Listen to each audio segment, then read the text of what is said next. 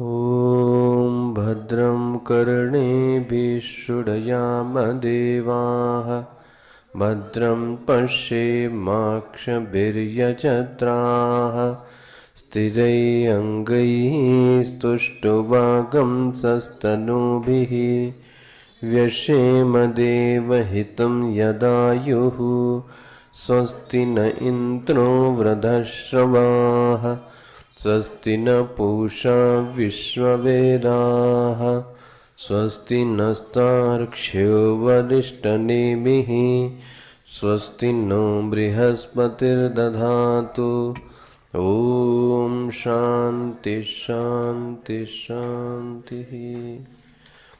प्रज्ञानांशु प्रदानैस्थिरचरनिकर व्यापभिर्व्याप्य लोकान् भुक्त्वा भोगांस्तविष्ठान् पुनरपि धिषणा भासितान् कामजन्यान् पीत्वा सर्वान् विशेषान् स्वपिति मधुरभुं मायया भोजयन्नो माया संख्यातुरीयं परममृतमजं ब्रह्म यत्तद्नतोऽस्मि।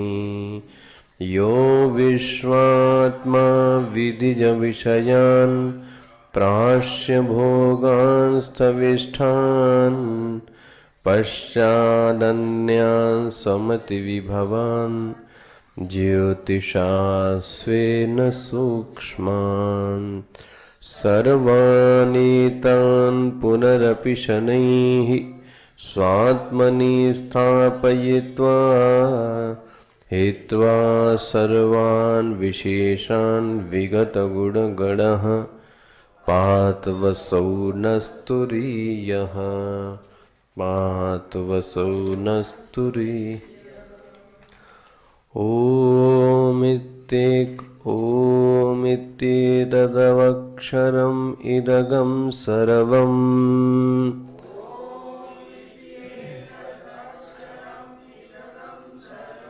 तस्योपव्याख्यानम् भूतं भवद्भविष्यदिति सर्वमोङ्कार एव यच्चान्यत्रिकालातीतं तदप्योङ्कार एव सर्वगं हि एतद्ब्रह्म अयमात्मा ब्रह्म सोऽयमात्मा चतुष्पात् जागरितस्थानो बहिष्प्रज्ञः सप्तांग एकोनविंशतिमुखः स्थूलभुग्वैश्वानरः प्रथमपादः स्वप्नस्थानोऽन्तःप्रज्ञः सप्तांग एकोनविंशतिमुखः प्रविविक्तभुक्ततैजसो द्वितीयपादः स्वप्नस्थानोऽन्तःप्रज्ञः सप्तांग एकोनविंशतिमुखः प्रविविक्तभुक्ततैजसो द्वितीयपादः।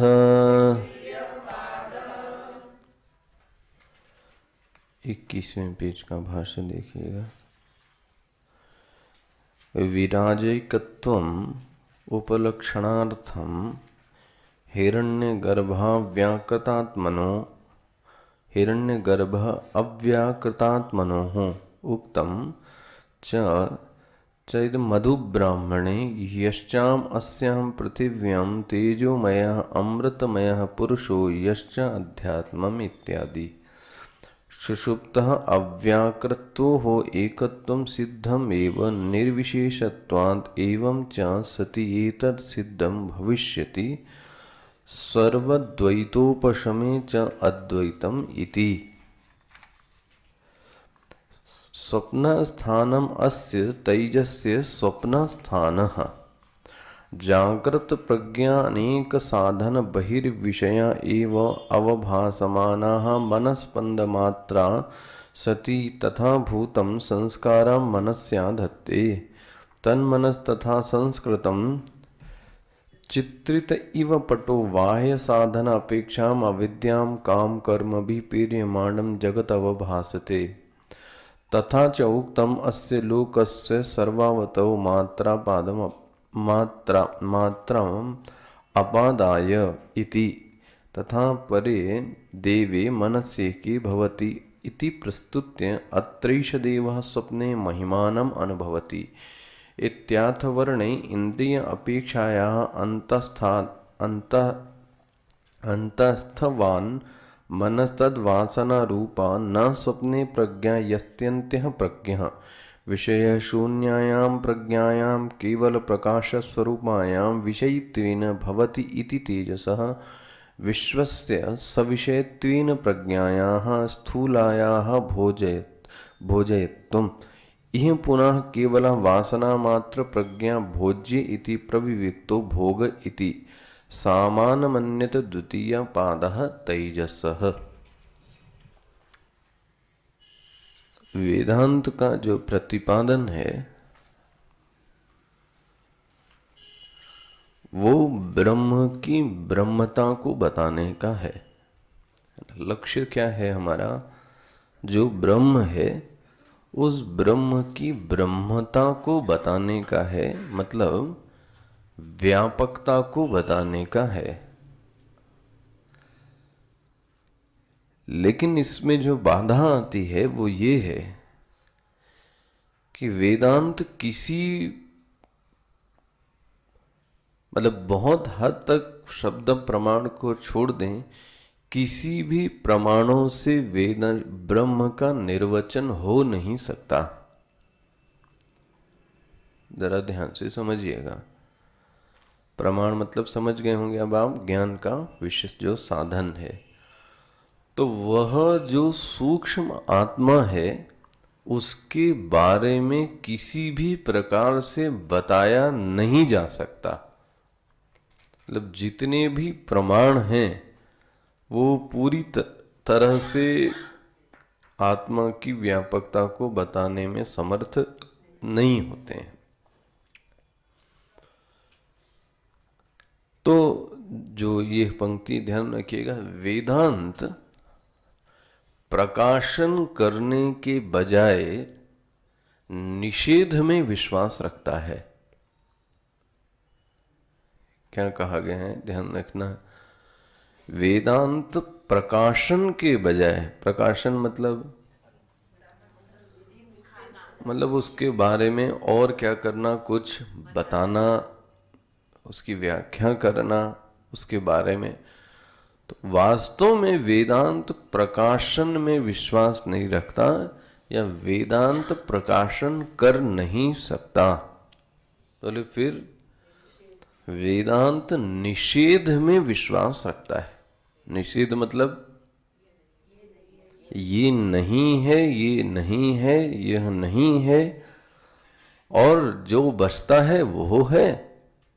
लेकिन जो बचता है वह है, उसका प्रकाशन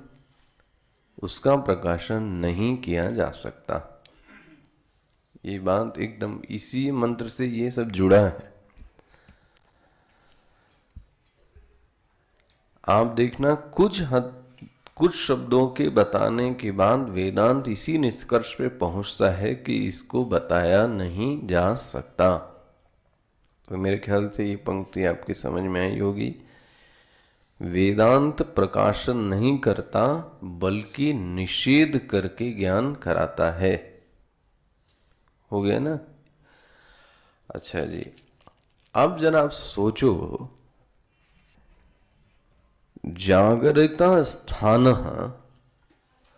बहिष्प्रज्ञ सप्तांग एकोनविंशतिमुख स्थूलभुक् वैश्वानरः, यही शब्द है ना। एक तो मैंने आपको दिखाया बहिष्प्रज्ञ और जागृता स्थान, इनका आपने देखा। दूसरा जरा संबंध देखिएगा, एकोनविंशति मुख,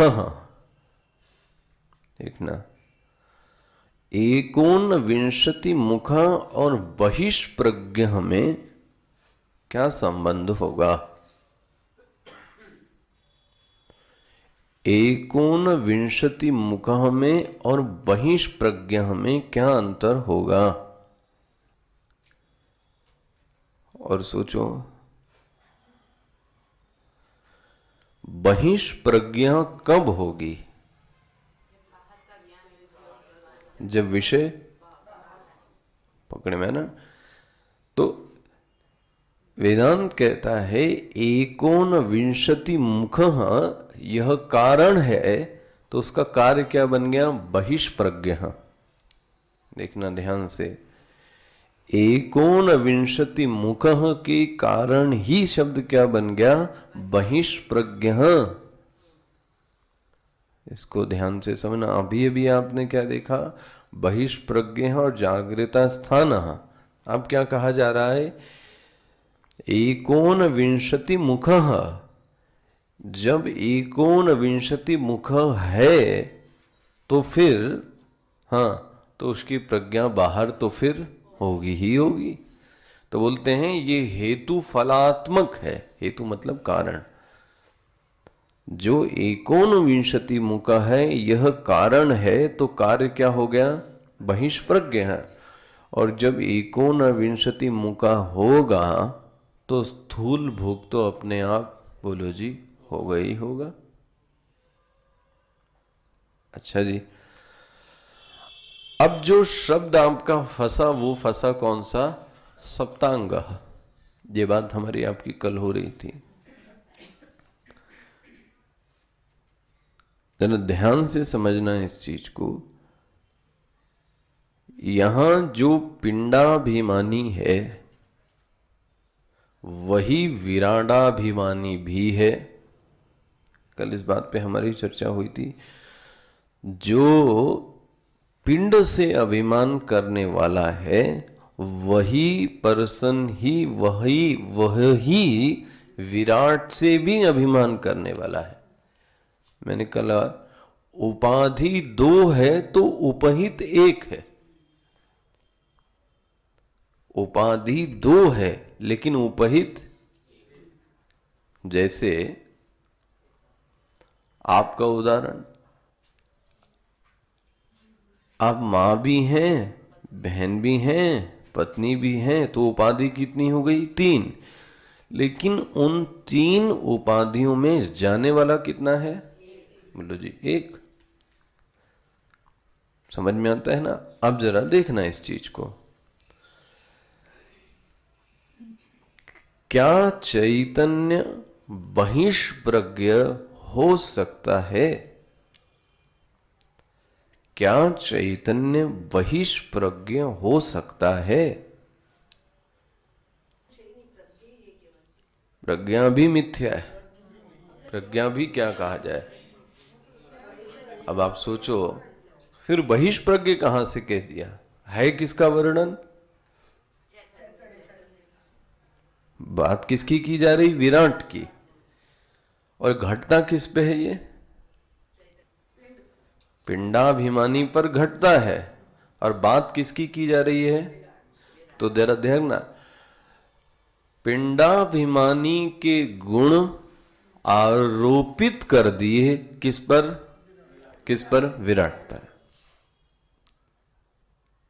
इसी को बोलते हैं अध्यास। अध्यास मतलब क्या है? जो चीज जिसमें है नहीं वो चीज उसमें दिखना, उसको क्या बोलेंगे? अध्यास। मतलब मुझ में वह गुण है नहीं, इसके बाद भी मैं क्या कहता हूं कि मुझ में ये गुण है। अब बहुत अभी इस स्टेज पे आपको ये उदाहरण दूं, अध्यास का दीर्घदर्शी विवेक ने दिया। एक लौह पिंड को आपने गर्म किया, लोहे के गोले को, तो अब आप क्या बोलते हैं? लोहे का लाल। क्या लोहा लाल हो सकता है? क्या लोहा लाल हो सकता है? तो आपने लाल कैसे कह दिया? अग्नि के गुण किसमें आरोपित कर दिए? लोहे में। इसको क्या बोलेंगे? अध्यास। इसके गुण उसमें आरोपित कर दिए। अच्छा, यही नहीं, लोहा कभी गर्म नहीं हो सकता। ठीक है, लोहा तो सदैव कैसा होता है? ठंडा ही होता है। अब आप क्या बोलते हैं? लोहे का गर्म गोला। मतलब अग्नि ने इधर अध्यास किया, तो लोहे ने अपना अध्यास किसमें किया? अग्नि में। क्योंकि अग्नि कभी गोल, तो गोल किसका रूप है? लोहे का। तो लोहे ने किस पे कर दिया? अग्नि पर। और अग्नि ने किस पे कर दिया? समझना हुआ ना अध्यास? मतलब एक के गुण दूसरे में चले जाना, जहां की वह नितांत है ही नहीं। रस्सी कभी सर्प नहीं हो सकती, तो आपने क्या कर दिया? रस्सी में सर्प का क्या कर दिया? इसी को आप इंग्लिश में बोलेंगे सुपर इम्पोजिशन। जो चीज जहां है नहीं, वो चीज आपने अपने में। उदाहरण, मेरा जन्म हुआ, मेरा जन्म हुआ, किसका क्या किया आपने? मतलब जन्म मेरा नहीं हुआ, जन्म किसका हुआ? लेकिन मैंने शरीर से तादात्म्य करके यह निष्पत्ति दी कि मेरा जन्म हुआ। मतलब मैं लंबा हो गया, कौन लंबा हुआ? शरीर। मैं गोरा हो गया, कौन? लेकिन शरीर के इन गुणों का आरोप किसमें कर दिया? मैं में। पकड़ में आ रहा है आपको अध्यात्म? इसी तरह से जो पिंड और देहाभिमानी के गुण हैं, किसके? बहिष्प्रज्ञ जो गुण है वह पिंडाभिमानी का हो सकता है, लेकिन आत्म चैतन्य का गुण कभी भी बहिष्प्रज्ञ नहीं हो सकता। तो ये जो जागृता स्थान है, अब आप सोचो, जागृत स्थान में चैतन्य है कि चैतन्य में जागृत अवस्था है? लेकिन अभी आपने क्या पढ़ा? जागृत स्थान। जब ये चर्चा प्रारंभ हुई थी तो कहां से हुआ? जागृत स्थान में वो चैतन्य। इसका मतलब समझ में आ रहा है आपको क्या हुआ? जागृत अवस्था की उपाधि आरोपित कर दी, किस पर? चैतन्य पर। और ये आरोपित करने का जो सबसे पहला काम हमने किया वो किसमें किया? जागृत स्थान। होना ये चाहिए कि चैतन्य में जागृत अवस्था है, न कि प्रपंच में चैतन्य नहीं है, चैतन्य में प्रपंच है। अंतर समझ में आ रहा है आपको क्या हुआ है? यहां देखना, जागृत स्थानो, तो जागृत स्थान में वो नहीं, तो हमने व्यष्टि का गुण आरोपित कर दिया किसमें? उस चैतन्य में। वर्णन ये किसका है याद रखना? चैतन्य का। लेकिन इसीलिए सप्तांगा को नहीं कर सके, इसलिए सप्तांगा से कोई खिलवाड़ नहीं कर सके। बहिष्प्रज्ञ, बोलो जी, बाहर विषय ही नहीं है तो प्रज्ञा की क्या बात। इसका मतलब बहिष प्रज्ञा भी चैतन्य पर आरोपित है।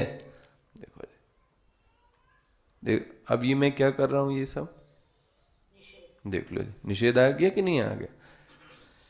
ये शब्द आपको ज्ञान कराने के लिए नहीं दिए गए।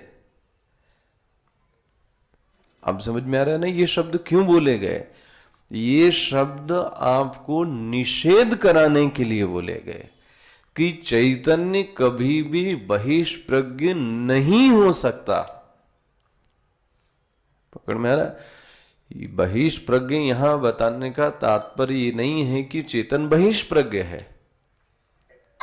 यहां बताने का तात्पर्य एकदम नहीं है कि जागृत अवस्था में चेतन है। यहां बताने का एकदम तात्पर्य नहीं है कि चैतन्य के 19 मुख हैं। एकोनविंशति मुखः, ये किसका गुण है। ये व्यष्टि का है, ये पिंडाभिमानी का गुण है। और आरोपित किस पे कर दिया, बोलो जी, चैतन्य पर। यही चीज स्थूल भूख। अब आप सोचो, चैतन्य और भोक्ता आपस में क्या होंगे, इनका क्या संबंध है। चैतन्य में भोक्तृत्व हो सकता है, क्यों नहीं। सोचो, चैतन्य में भोक्तृत्व क्यों नहीं हो सकता। अरे भाई, तो बहुत ये सोच, मुझे लगता है तो आपको पहले से ही सोचना चाहिए। आप जब ध्यान करते हैं तो ये बोलते हैं कि मैं भोक्ता क्यों नहीं हूं। भोक्ता भाई, कोई आपसे पलट के पूछे, पहली बात, भोक्ता वो है जो आनंद का प्यासा है। जब मैं आनंद स्वरूप हूं, बोलो जी, तो मैं भोक्ता कहां से बन गया। देखना जी, चैतन्य का भोक्ता वो है जो आनंद का प्यासा है। राम जी का नाम क्या था, देखो, जो आनंद सिंधु, बोलो जी, सुख राशि, घन राशि। देखो, जो आनंद का बिंदु नहीं है, जो आनंद का समुद्र है, उसका नाम राम है। तुलसीदास जी कैसा इसी को लेके चलते हैं। जो आनंद सिंधु सुख राशि, हम और आप क्या हैं, आनंद के बूंद के लिए प्यासे हैं। वो राम कौन है, राम मतलब चैतन्य। चैतन्य वह है जो उस बूंद नहीं, जो आनंद का समुद्र है। दूसरा, भोक्ता होगा तो फिर भोग्य वस्तु भी कोई होनी। जब वही ही सब कुछ बना है तो भोग किसका करेगा। आनंद का भोग तो उसी का हो सकता है जो मुझसे, जब मैं ही आनंद स्वरूप हूं तो भोग तो, इसीलिए शब्द लगाया गया स्वरूप, ज्ञान स्वरूप। अभी हम और आप क्या करते हैं पता है, ज्ञान का भोग करते हैं, ज्ञान का स्वरूप नहीं समझते कि मैं ही ज्ञान स्वरूप हूं। जब ये स्वरूप हट जाए तो समझ लेना आप आनंद का क्या कर सकते हैं, भोग कर सकते हैं। ज्ञान को भी क्या कर रहा है आदमी, भोग रहा है, इंजॉय कर रहा है। आ रही बात समझ में। तो इस चर्चा को फिर से दिमाग में आप लाना। चैतन्य आत्मा के ये गुण है ही नहीं। लो जी, पहला मंत्र ही बन ही नहीं सकता। किसके लिए, चैतन्य के लिए। ये हो ही नहीं सकता जो ये बताया गया है। कौन सा, जागृत स्थान हो ही नहीं सकता, जागृत अवस्था उसमें है। बहिष्प्रज्ञा, प्रज्ञा नाम की चीज ही नहीं है उसके लिए। एकोनविंशति मुखः, 19 मुख। अरे पूरी दुनिया ही उसका मुख है, एकोनविंशति कहां से आ गया। स्थूल भोग, भोक्ता तो वो कभी हो ही नहीं सकता। वैश्वानरः प्रथम पाद। देखो जी, इसका मतलब ये सब की सब जो गाड़ी टर्न हुई वो किस शब्द से हुई? सप्तांगा से नहीं हुई, याद रखना। इन सब का लेना देना किससे है पता है? बहिष्प्रज्ञा। हम आप अकेले में बैठ के इसको देखना, इन सब की जो जड़ चालू हुई वो किससे हुई पता है? बहिष्प्रज्ञा। ना तो वो बहिष्प्रज्ञ है तो भोग तो है ही नहीं बाहर, तो प्रज्ञा नाम की कोई चीज ही नहीं है, तो 19 मुख की कोई आवश्यकता ही नहीं। देखो जी, हो गया। यदि बाहर प्रज्ञा ही नहीं है तो फिर 19 मुख और स्थूल भोग की जरूरत क्या है? सोचो आप, पकड़ में आता है? तो ये पूरा का पूरा मंत्र, हाँ बोलो जी, निषेध वाक्य है, विधि वाक्य नहीं है। आपके चैतन्य के ज्ञान कराने के लिए ये नहीं आया, ये चैतन्य के निषेध कराने के लिए आया कि चैतन्य जागृत अवस्था में ही नहीं, जागृत चैतन्य बहिष्प्रज्ञ नहीं है, चैतन्य सप्तांग नहीं है, चैतन्य एकोनविंशति भी नहीं है, चैतन्य भोक्ता भी नहीं है। इसलिए चैतन्य का नाम वैश्वानर भी नहीं हो सकता। लो जी, खत्म। पकड़ में आता है आपको क्या है? ध्यान, वेदांत का जो सिद्धांत है वो ये है कि वह निषेध में विश्वास करता है, प्रकाशन में विश्वास, क्योंकि प्रकाशन किसी का किया ही नहीं जा सकता। क्या करोगे प्रकाशन? मैंने आपको एक शब्द बार बार बोलता हूं ना कि मैं आनंदित हूं। कितने आनंदित हो इसके बारे में बताओ, क्या कहोगे आप? बोल सकते हैं आप कितने आनंदित? 2 मीटर, 4 मीटर, 4 क्विंटल, 4 फीट, बोले बता नहीं सकते। फिर व्यक्ति क्या हो गया? चुप हो गया। यही तो बात आई थी ना, इसी को आनंद। प्रेम कितना है बता। अगर किसी ने शब्द में लाने की कोशिश की तो वो फंसा। देखो मतलब प्रेम नाम की चीज को भी कोई मुंह से बता, आप बता के देखना, अपने माँ बाप को आप कितना प्यार करते हैं बताओ। अच्छा बोलो जरा, आप कितना करते हो? हाँ, अपने सास ससुर को कितना करते हैं वो बता सकता है आदमी। हाँ, आप देखना, उसको डिफाइन कर सकता है। मैं इनके लिए वेट कर सकता हूँ, खाना खाने के लिए वेट कर सकता हूँ, मैं इनके लिए मार्केट जा सकता हूँ, मैं इनको एसी दे सकता हूँ, ये कर।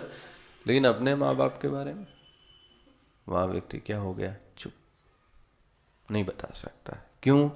प्रकाशन नहीं कर सकते, प्रकाशन नहीं कर सकते आप। अब है तो आप करो। इस एस्पेक्ट को जरा समझ। इसी तरह से आप ब्रह्म का भी प्रकाशन। अब प्रश्न है साधक को अनुभूति कहां से कराएं? साधक को उसकी अनुभूति कहां से कराएं? बोले निषेध वाक्य करने से उसको ब्रह्म की अनुभूति हो सकती है। देखो जी, इसलिए ये पूरा का पूरा मंत्र निषेध वाक्य है। और देखो इसका तात्पर्य भी भाष्यकार ने बताया। किसी ने यदि ये समझा कि विराडात्मा, विराट और इसका जोड़ा कौन था? बोलो जी, विश्व। विश्व और विराट दो अलग अलग हैं तो बोल दिया एकदम तुमने कुछ नहीं समझा। मतलब विश्व और विराट, हाँ बोलो जी, दोनों एक ही हैं। अब बहुत सुंदर आपको दृष्टांत दूं, बहुत सुंदर दृष्टांत। और आपने देखा होगा, हमारे ये गुरुजी ने किया था, मैंने पढ़ाया आपको यहाँ पर, जब हमारे पास एक किताब है मुंडक उपनिषद की, उसमें क्या है, उसमें सीन देखो कितना अच्छा दिया है। एक पेड़, पेड़ पर एक डाली, डाली पर दो चिड़िया, और दोनों चिड़िया चोंचू चोंचू कर रही हैं। अब आपको तो लगता है ये सीन है, बट ये सीन नहीं है। जरा देखना, एक पेड़ की एक डाली पर दो चिड़िया बैठी हैं। मंत्र क्या है, बोलेगा कोई? पूरा देखो, ये दोनों कौन हैं? ये दोनों मित्र हैं, बोले सखा हैं, ठीक है। लेकिन एक क्या करती है पता है? मुंह बना रही है। एक चिड़िया मुंह बना रही है। किसी में क्यों मुंह बना रही है चिड़िया? ये बोले इसने फल को क्या किया पता है? चखा। फल को चखा और फल को खट्टा लगा, तो ये चिड़िया क्या कर रही है? मुंह बना रही है। थोड़ी देर बाद वही चिड़िया हंसने लगती है। किसी ने अब पूछा क्यों हंस रही है? किसी ने बोला बहुत अच्छा फल खाया, मीठा आ गया, इसलिए क्या कर रही है, ये हंस रही है।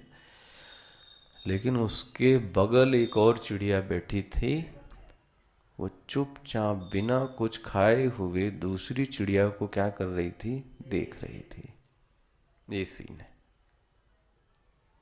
पकड़ में आ रहा है? ये क्या है सीन? ये आप विराट और विश्व हैं। वो जो विराट है वो चुपचाप क्या हुआ है? बैठा है। वह जो चैतन्य है वो किसी कर्म के फल के सुख और दुख को भोग नहीं रहा है, तो वो शांत बैठा है चुपचाप। लेकिन ये जो जीवात्मा है ये चू चू चू चू कर रहा है। क्यों?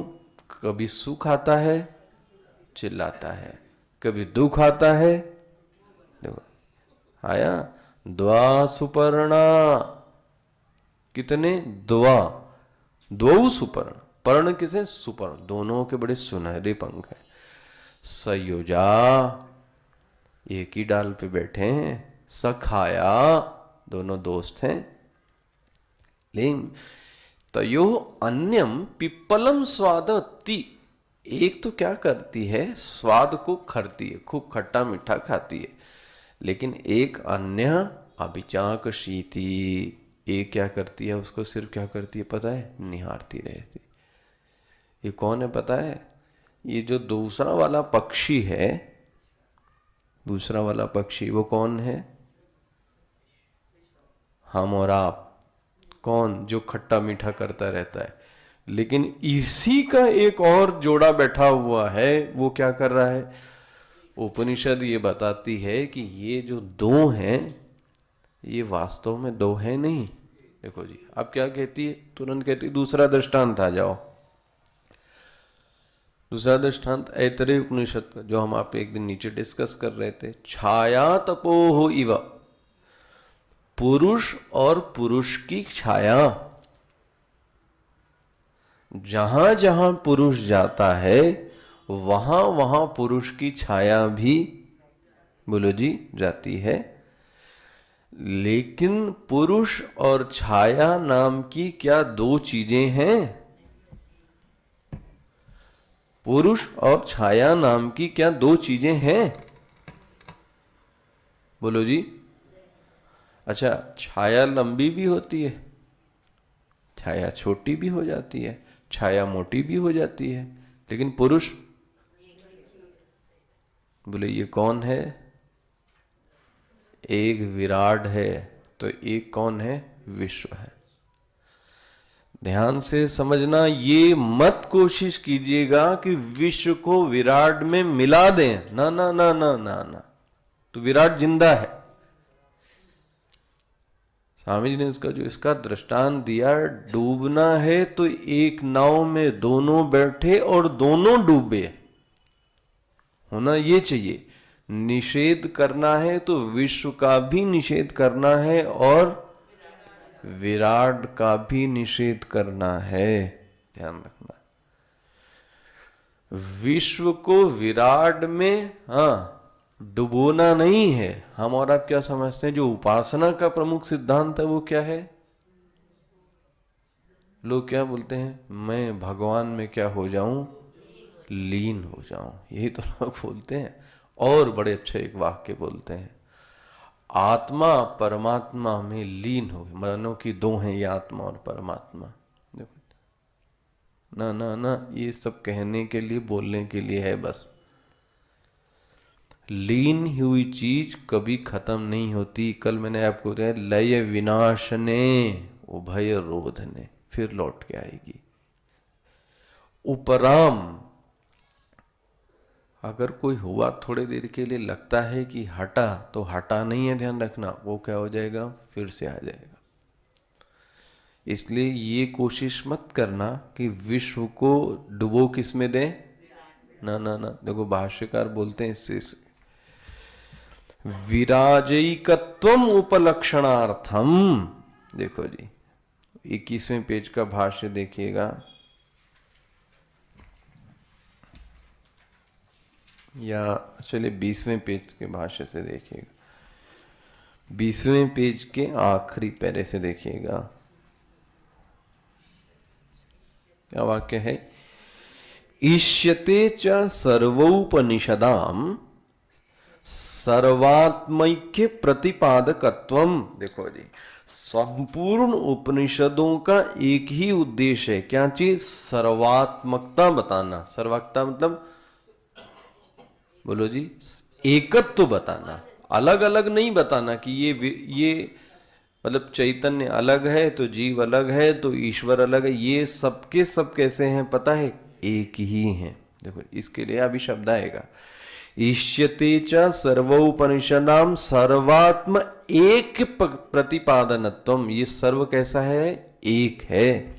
अतः युक्तम एव अस्य आध्यात्मिक, आध्यात्मिक मतलब, आध्यात्मिक मतलब पिंडाभिमानी, आध्यात्मिक मतलब जो स्वयं से जुड़ा, मतलब कौन, पिंडाभिमानी। आध्यात्मिक से पिंडात्मनो मिल गया, लेकिन द्युलोक मिल गया, अंगत्वेन विराडात्मना अधिदेव एकेन अभिप्रेत्य सप्तांग वचनम। देखो जी, इसलिए कहा जा रहा है कि दोनों वास्तव में कैसे हैं, बोलो जी, एक हैं। ये दोनों अलग अलग नहीं हैं। अब कल मैं जो आपको कह रहा था, श्रुति में ये शब्द जो सप्तांग आया ना, तो श्रुति कहती, मैं आपको एक छोटा दृष्टांत दे दूं बस, और कुछ नहीं है। एक जगह याज्ञवल्क्य जी अपने शिष्यों को पढ़ाते समय बोलते हैं, क्या बोलते हैं, ये खुद ही आया है यहां पे, मूर्धा ते व्यपितिष्यति। क्या दिया है, मूर्धा ते व्यतिष्यति। यदि तू ऐसी चर्चा करेगा तो तेरा मुख चला जाएगा।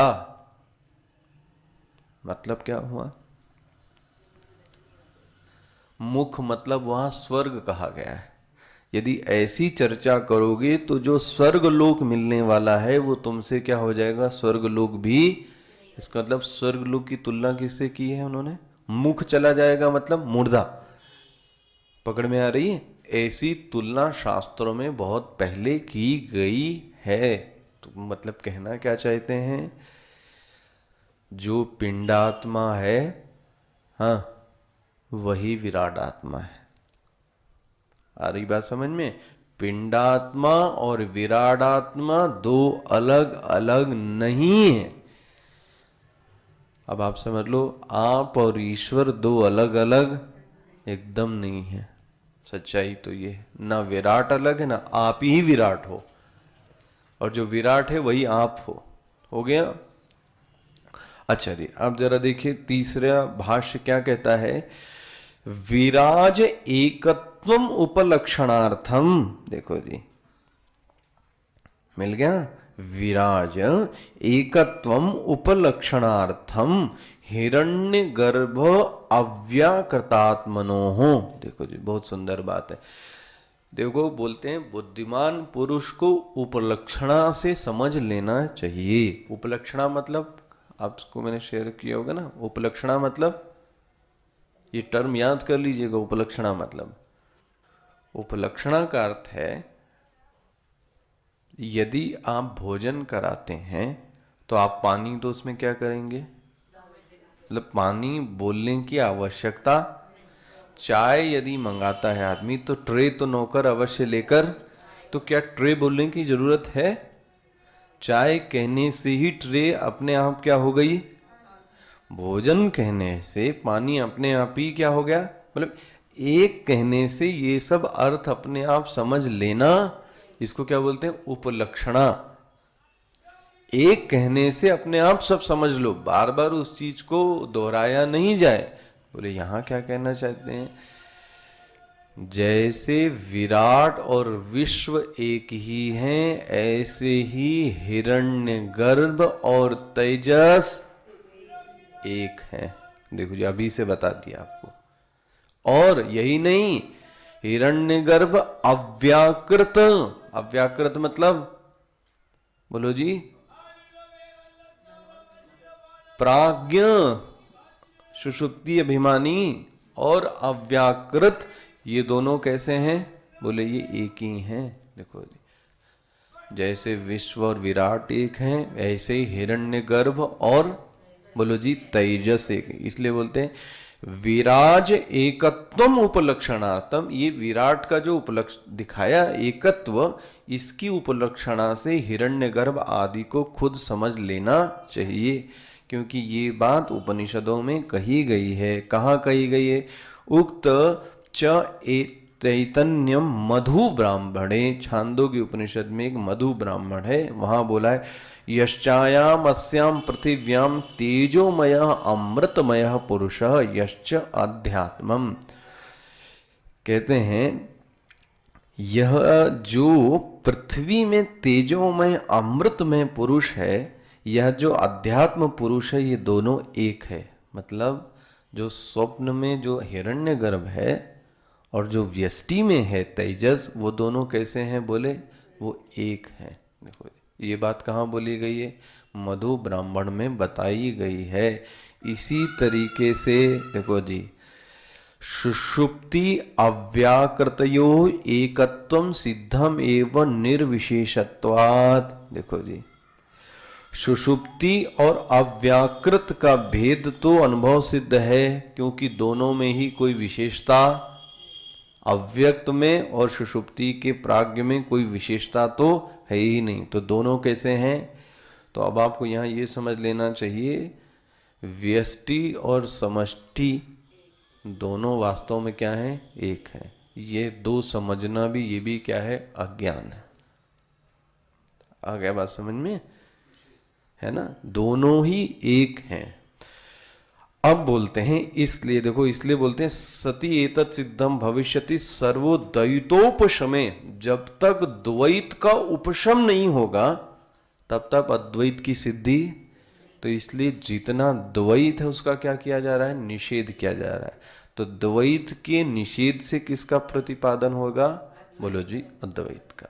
इसलिए दो दो हैं कि नहीं है, व्यष्टि समष्टि, प्राज्ञ और ये अव्याकृत, हिरण्यगर्भ और तेजस, विश्व और विराट, ये आपने पढ़ा। इन सभी का क्या किया जा रहा है, निषेध। अब कल आएगा तेजस। अब क्या बोलते हैं, स्वप्न स्थानम अस्य। मिला आपको ये जो मंत्र है। अब देखो यहां कितने शब्द आए हैं, स्वप्न स्थान एक, अंतः प्रज्ञा दो, सप्तांग तीन, एकोनविंशति मुख चार, प्रविभिक्त भुक्त तेजसो बोलो जी 6। लेकिन भाष्यकार ने यहां सिर्फ 4 शब्दों का वर्णन किया, 2 शब्दों का वर्णन नहीं किया। जरा देखिए 23वें पेज के भाष्य में देखिए, विश्वस्य स्विषयत्वेन प्रज्ञायाः स्थूलायाः भोजयत्वम् यह पुनः केवल वासना मात्रा प्रज्ञा भोज्य इति प्रविविक्तो भोग इति समानम अन्यत। देखो जी, ये जो दो शब्द हैं इनको क्या कर लेना चाहिए, एकोन वंशति मुखः को और सप्तांगः को क्या करना चाहिए, जो पहले बताया गया था वही अर्थ इनका भी लेना चाहिए। जो पहले मंत्र में बताया गया है सप्तांग और एकोन विंशति मुखः, वही अर्थ किसका होगा यहां पर, इसलिए इनको अलग से बताने की जरूरत, इसलिए क्या बोल दिया, समानम अन्यत, जैसे पहले बताया गया था वैसे ही है। अब मंत्र चालू होता है, क्या मंत्र, स्वप्न स्थान। अब यहां अर्थ एकदम नहीं लीजिए कि वह स्वप्न में है, आपको क्या समझना चाहिए, अब स्वप्न अवस्था उसमें है। देखो जो नहीं अभी इतना पढ़ा होगा वेदांत वो क्या समझेगा, जागृत अवस्था में चैतन्य है तो स्वप्न अवस्था में चैतन्य है तो सुषुप्ति अवस्था, लेकिन यहां समझना क्या चाहिए, चेतन में स्वप्न अवस्था है, तो क्या बोले, स्वप्न स्थानों, नेचुरली बहिष्प्रज्ञ नहीं होगा तो अपने आप ही क्या हो गया वो, तो अब उसकी जो प्रज्ञा है वो कहां चली गई, अंदर, जो बाहर जा रही थी तो बाहर तो क्या हो गई अब खत्म, अब उसकी प्रज्ञा क्या बन गई, अंत, उसका नाम क्या पड़ गया, अंतः, वो कल देखेंगे।